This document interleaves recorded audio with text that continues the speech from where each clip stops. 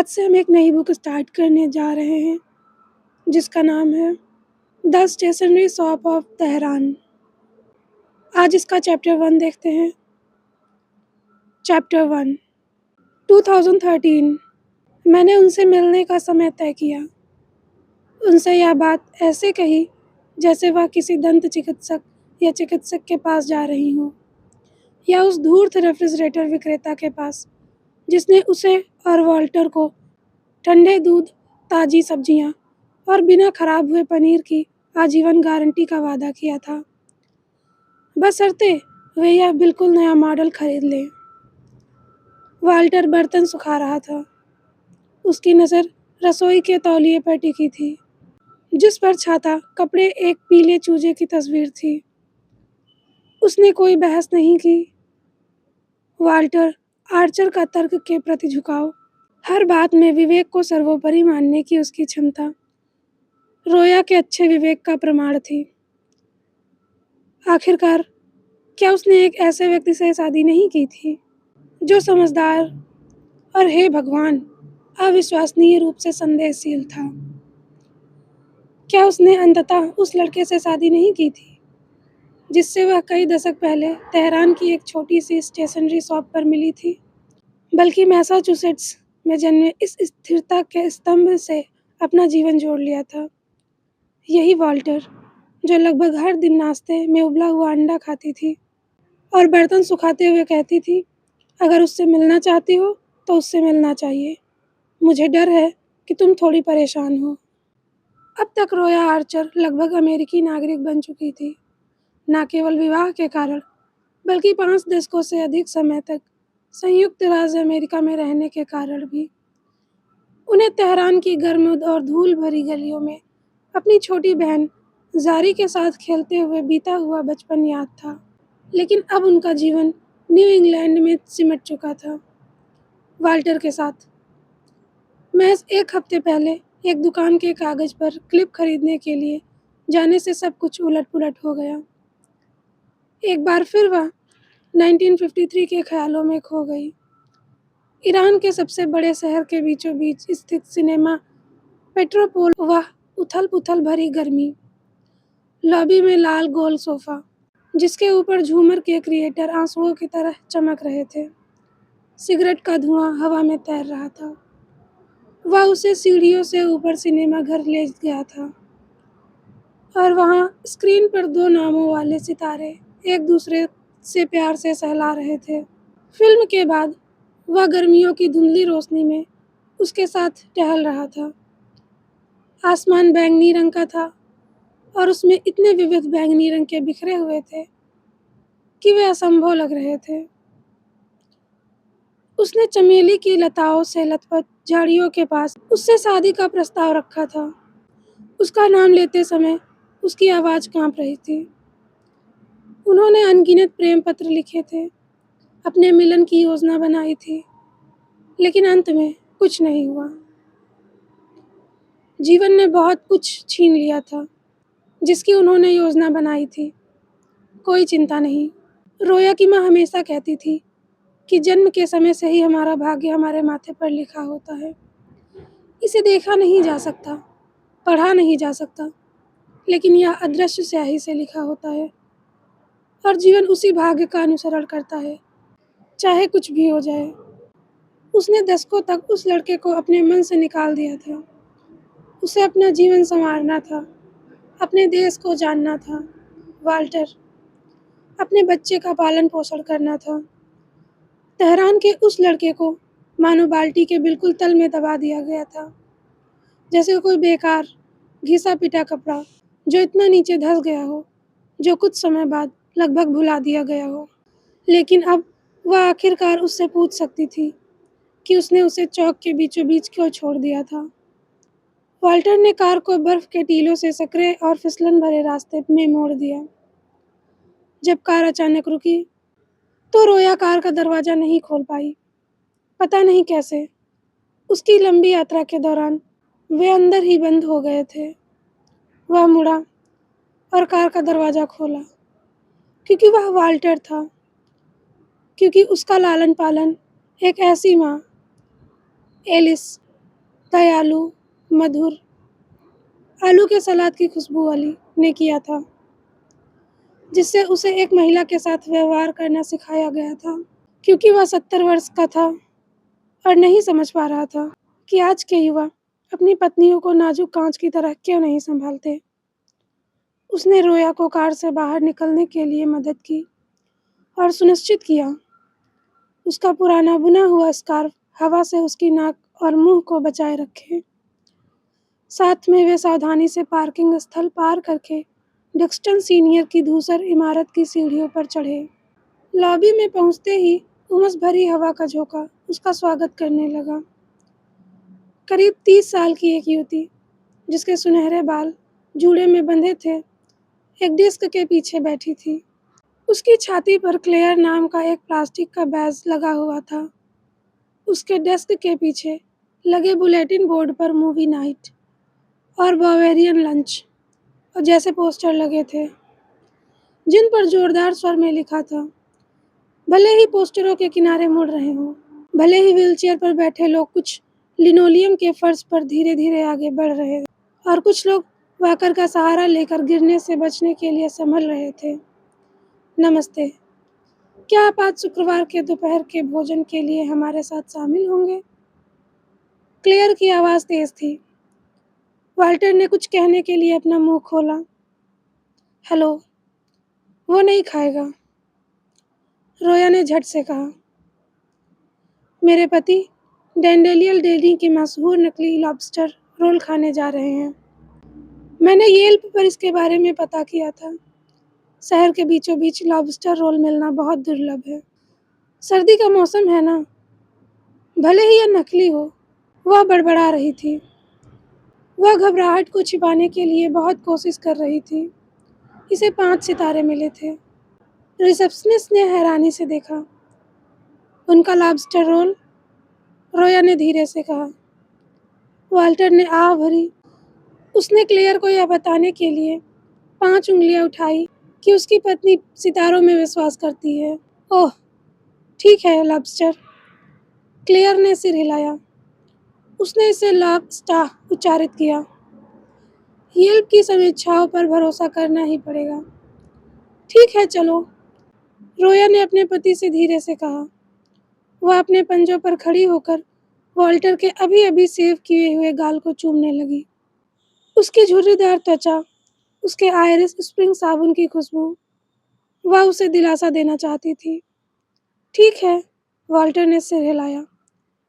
ठीक है, तो मैं चलता हूँ। लेकिन वह हिला नहीं। उसने उसका हाथ हल्के से दबाया, वही परिचित कोमल स्पर्श जो उसके जीवन का हिस्सा था। अब उसे ज़्यादा मुसीबत में न पड़ने देना, वाल्टर ने आखिरकार रिसेप्शनिस्ट से कहा। उसकी आवाज़ में तनाव था। जब वाल्टर दोहरे दरवाजे से बाहर निकला और वह बर्फीले पार्किंग स्थल में उतरा, तो लॉबी में एक ठंडी हवा का एक झोंका भर गया। रोया डेस्क के सामने बेचैन खड़ी थी। अचानक उसे अमोनिया और किसी तरह के स्टू की तेज गंध आई। गोमांस, जरूर प्याज के साथ गोमांस। न्यू इंग्लैंड की ठंड से निपटने के लिए तेज की गई आंच ने स्टू की गंध और भी ज़्यादा बढ़ा दिया था। उसे विश्वास नहीं हो रहा था कि सच में यहाँ से आ गई है। रेडिएटर से सरसराहट की आवाज़ आ रही थी। व्हीलचेयर चरमरा रही थी। अचानक सब कुछ भयानक गलती जैसा लगने लगा। मैं कैसे आपकी मदद कर सकती हूँ? क्लेयर ने पूछा। उसके गले में सोने का एक क्रॉस लटका हुआ था।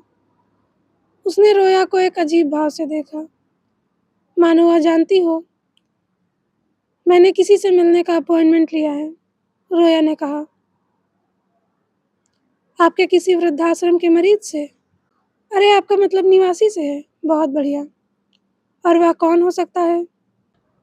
श्री बहमन असलान। ये शब्द रोया के मुख से धीरे से निकले, मानो धुएं के छल्ले हों, जो दिखाई दे रहे हों और वास्तविक हों।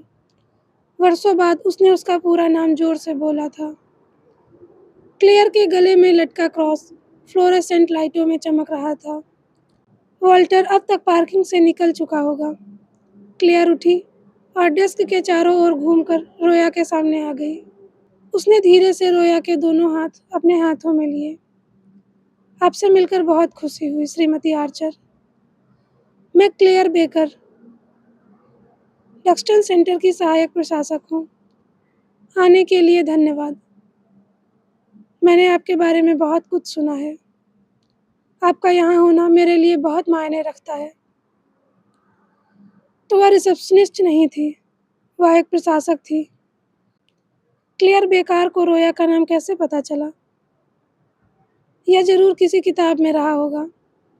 Appointment book. आखिरकार उसने अपॉइंटमेंट लिया था, लेकिन उस युवती ने ऐसा व्यवहार क्यों किया जैसे वह उसे जानती हो? और उसने उसके बारे में बहुत सारी बातें कैसी सुनी थी? कृपया आइए, क्लेयर ने धीरे से कहा। मैं आपको सीधे उनके पास ले जाऊंगी। इस बार उसने वह अनिवार्य विस्मयबोधक चिन्ह नहीं लगाया जो यहाँ के दुख को छुपाने के लिए आवश्यक प्रतीत होता था। रोया क्लेयर के पीछे पीछे एक गलियारे से गुजरी और एक बड़े हॉल में पहुंची, जहाँ एक लंबी मेज पर दोनों ओर प्लास्टिक की तहदार कुर्सियां रखी हुई थी। लेकिन मेज पर कोई बिंगो नहीं खेल रहा था, न ही गपशप कर रहा था। क्लेयर ने कमरे के दूसरे छोर की ओर इशारा करते हुए कहा, वह तुम्हारा इंतजार कर रहा है। खिड़की के पास एक खाली प्लास्टिक की कुर्सी के बगल में एक आदमी व्हीलचेयर पर बैठा था। उसकी पीठ उसकी तरफ थी। रोया उसका चेहरा नहीं देख पा रही थी। क्लेयर उसकी ओर बढ़ने लगी और फिर रुक गई। उसने अपना सिर झुकाया और रोया उसके सिर से पैर तक ऐसे देखा जैसे उसकी सुरक्षा खतरे और नाटक की संभावनाओं का आकलन कर रही हो। क्लेयर अपने गले के हार को खोलने लगी। क्या मैं आपके लिए कुछ ला सकती हूँ? पानी? चाय? कॉफ़ी? ओह, मैं ठीक हूँ। पूछने के लिए धन्यवाद। क्या आपको यकीन है? पूछने के लिए धन्यवाद, लेकिन नहीं।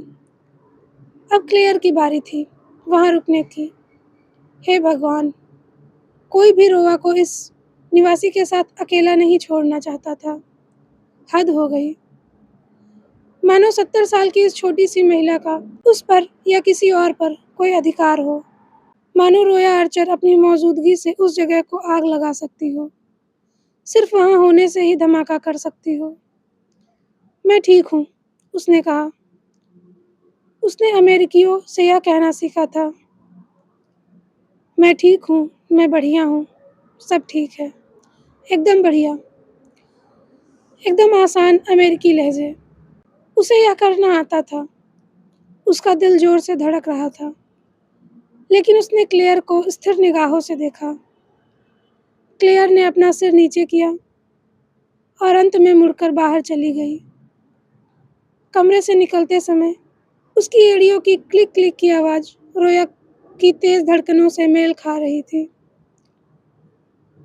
अब वह भी क्लेयर का पीछा कर सकती थी और इस बदबूदार जगह से निकल सकती थी। वॉल्टर के दोपहर का खाना खत्म होने से पहले उससे मिल सकती थी, घर जा सकती थी, बिस्तर पर लेट सकती थी और इस अजीबोगरीब गलती को नज़रअंदाज कर सकती थी। अभी देर नहीं हुई थी। उसने कल्पना की कि वॉल्टर उस घटिया सी दुकान में अकेले बैठकर जिंजर बियर और लॉबस्टर रोल का मज़ा ले रहा होगा, लेकिन नहीं, वह यहाँ आखिरकार सच्चाई जानने आई थी। एक पैर के आगे दूसरा, ऐसा ही किया जाता था। उसने खुद को खिड़की के पास रखी व्हीलचेयर की ओर ढकेला। उसकी एड़ियों से कोई आवाज़ नहीं आई। उसने अपने भरोसेमंद मोटे तले और भूरे जूते पहने हुए थे। वॉल्टर ने जोर दिया था कि वह स्नो बूट पहने, लेकिन उसने मना कर दिया था। वह बहुत सी बातें स्वीकार करने को तैयार थी, लेकिन 60 साल के बाद अपने पुराने प्रेमी को मोटे एस्किमो बूट पहने देखना उन कुछ बातों में से एक था जो वह स्वीकार नहीं कर सकती थी। वह आदमी उसकी मौजूदगी से बेखबर था, मानो वह वहाँ मौजूद ही ना हो। मैं इंतज़ार कर रहा था। अचानक फारसी में एक आवाज़ आई। और रोया का शरीर मानो सिहर उठा। जब वे एक दूसरे से कभी अलग नहीं होते थे, तब उस आवाज़ ने उसे ऊर्जा और सुकून दोनों दिए थे। 1953 की बात है। गर्मी का मौसम था। वह 17 साल की थी। न्यू इंग्लैंड की बर्फ पिघल रही थी। बाहर की ठंड और अंदर की झूठी गर्मी गायब हो रही थी। और रोया के पैर धूल में तपे हुए और सुडौल थे। और वे खड़े थे और वह बैरिकेड्स के पास टूटी हुई लकड़ी पर झुके हुए अपनी पूरी ताकत से चिल्ला रहे थे। भीड़ उमड़ रही थी। सूरज उसकी खोपड़ी को जला रहा था। उसकी 2 लंबी चोटियां उसके स्तनों पर आकर खत्म हो रही थी। उसका पीटर पैन कॉलर पसीने से भीगा हुआ था। उसके चारों ओर लोग अपनी मुट्ठियां भींच रहे थे और एक साथ रो रहे थे। उम्मीद, कुछ नया और कुछ बेहतर आने का ज्ञान।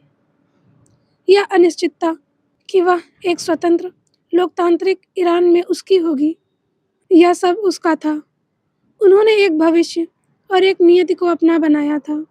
एक ऐसे देश में शामिल थे जो एक साहसिक शुरुआत की कगार पर था। उसने उसे एक धमाके की ताकत से प्यार किया था। ऐसे भविष्य की कल्पना करना असंभव था, जिसमें वह हर दिन उसकी आवाज़ सुने। रोया ने लिनोलियम पर अपने पैर देखे और अचानक उसके लिए अपरिचित हो गए थे। ऐसे तलवों और ऊपर छोटे-छोटे धनुषों वाले, भूरे रंग के छोटे-छोटे, बूढ़ी महिलाओं के जूतों में। उस व्यक्ति ने अपनी कुर्सी घुमाई और उसके चेहरे पर मुस्कान खिल उठी। वह थका हुआ लग रहा था। उसके होंठ सूखे थे और माथे पर गहरी झुर्रियाँ थीं, लेकिन उसकी आंखें खुशी और आशा से भरी हुई थीं। मैं इंतज़ार कर रहा था, उसने दोहराया। क्या इतनी आसानी से वापस लौटना संभव था? उसकी आवाज़ वही थी। वह वही था, सब कुछ। आंखें, आवाज़, उसका बहमन। लेकिन फिर उसे याद आया कि वह क्यों आई थी। मैं समझ गई। उसकी आवाज़ उम्मीद से कहीं ज़्यादा मजबूत निकली। लेकिन मैं आपसे बस यही पूछना चाहती थी कि पिछली बार आपने इंतज़ार क्यों नहीं किया? वह उसके बगल वाली कुर्सी पर बैठी थी, इतनी थकी हुई जितनी वह अपने पूरे जीवन में कभी नहीं थी। वह 70 वर्ष की थी और पूरी तरह से थक चुकी थी।